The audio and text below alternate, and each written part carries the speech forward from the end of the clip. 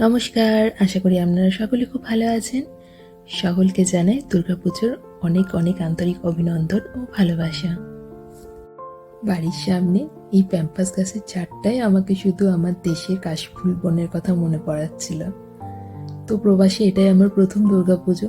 দেশ থেকে এত দূরে প্রথম পুজোর অনুভূতিটা কী রকম সেটাই আপনাদের সাথে শেয়ার করবো আজকের ব্লগে। এখন হচ্ছে শরৎকাল, প্রবাসের শরৎকাল তো কীরকম আপনাদেরকে আগেই বলেছি ব্লগে, যে একটু ঠান্ডা থাকে, এরকম রঙিন পাতার বাহার চারিদিকে।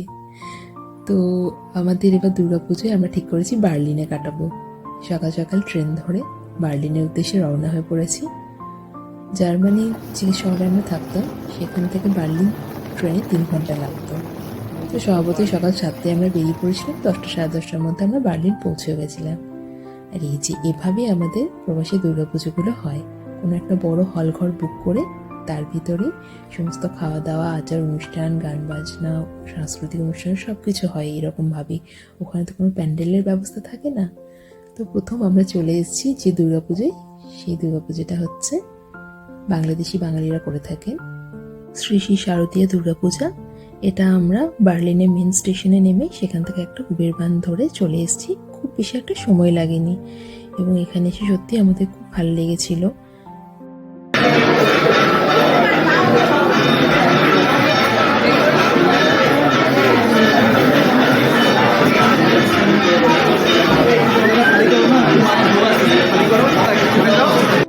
ওনারা সকলকে উষ্ণ অভ্যর্থনা জানাচ্ছিলেন এবং ওখানে অনেক আমি বিদেশি মানুষজনদেরকেও দেখলাম।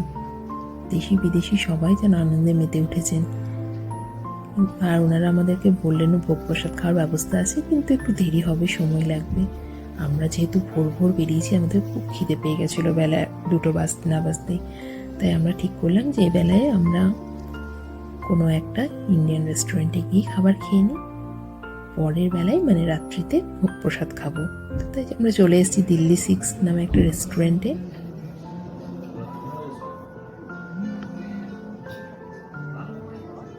টানা কিছুদিন বৃষ্টির পরে আবহাওয়াটা একটু পরিষ্কার হয়েছে, কিন্তু ঠান্ডা ভালোই আছে আর সেরকমই ঝোড়ো হাওয়া দিচ্ছে। তবে রেস্টুরেন্টের ভিতরের পরিবেশটা খুবই আরামদায়ক।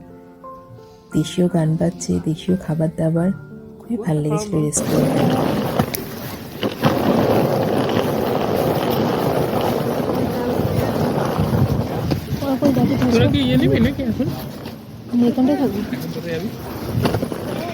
আমাদের সাথে আরো 2 বাঙালি বন্ধু বান্ধবী ছিল। তো আমরা এসছি আলাদা, কিন্তু এক জায়গাতেই মিট করেছিলাম, একসাথেই ঘুরছিলাম। তো দুপুর টাইমটা খাওয়া দাওয়ার পরে আমরা ডিসাইড করলাম হোটেলে ফিরে যাব। তাহলে আমরা গিয়ে রেখে টেকে তারপর আসছি। হ্যাঁ, তোমরা কোন কাম করবে এখন? এখান থেকে উবান নেবো, আবার দেখা কানেকশন কী হবে। তো আমরা পৌঁছে গেছি আমাদের হোটেল বার্লিনে। হোটেলটা এতটাই সুন্দর ছিল, যেমন স্পেশিয়াস রুম তেমনি স্পেশিয়াস বাথরুম, আর সবই খুব ক্লিন। আর ওনারা সমস্ত রকম পরিষেবা, ক্যাটেল থেকে শুরু করে ফ্রেশ থেকে শুরু করে সব কিছু প্রোভাইড করেছিলেন। আর সবচেয়ে বড় কথা, হোটেলটার লোকেশন এত ভালো ছিল যেটা আমরা হোটেলে পৌঁছানোর পরে রিয়েলাইজ করেছি। আমাদের হোটেলের পিছনেই সমস্ত দর্শনীয় স্থানগুলো ছিল হাঁটা পথে। তো পরের ব্লগে সেটা শেয়ার করব যে বার্লিনে আমরা দুর্গাপুজো দেখা ছাড়াও আর কোথায় কোথায় ঘুরেছি, কীভাবে সেগুলো ঘুরেছি। পরের ব্লগে সেটা দেখতে পাবে। আজকের মতো আপাতত আমরা এই হোটেলে ঢুকে একটু ফ্রেশ হয়ে তারপর রেডি হয়ে বেরোবো। তো দুর্গাপুজো বলে কথা, নতুন শাড়ি জামা না পরলে হবে, তাই বাড়ি থেকে মা বাবা যে শাড়ি আর পাঞ্জাবি দিয়েছিল আমরা সেগুলো পরে রেডি হয়ে গেছি।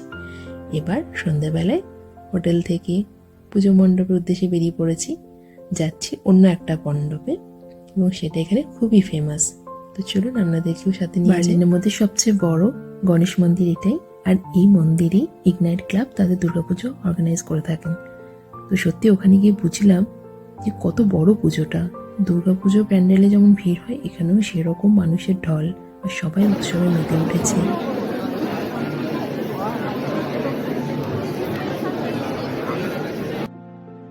বার্লিন সার্বজনীন দুর্গোৎসব, আর আমার তো মনে হচ্ছে পুরো জার্মানি বাঙালিরা এখানে এই উৎসবে এসে যোগদান করেন। যেমন ধরুন আমরা অন্য জায়গা থেকে এসেছি এই পুজোটাতে, এবং এত কালচারাল অ্যাক্টিভিটিস মানে গান নাচ অনুষ্ঠান ভোগ প্রসাদের ব্যবস্থা পুজো হোম যজ্ঞি কুমারী পুজো সব কিছু চলছে যেন দেশের পুজোর মতোই সেই রাজ্যে মনে হচ্ছে না যেটা প্রবাসে হচ্ছে এবং খুবই ভালো লাগছিল এই অনুষ্ঠানের প্রবাসের বুকে এত সুবিশাল আকারে দুর্গাপুজো সত্যি আমার কল্পনারও অতীত। তাই হয়তো এক বছর দেশের দুর্গাপুজো মিস করেছি, কিন্তু প্রবাসী এই যে অভিজ্ঞতা সেটা বলে বোঝানো যাবে না।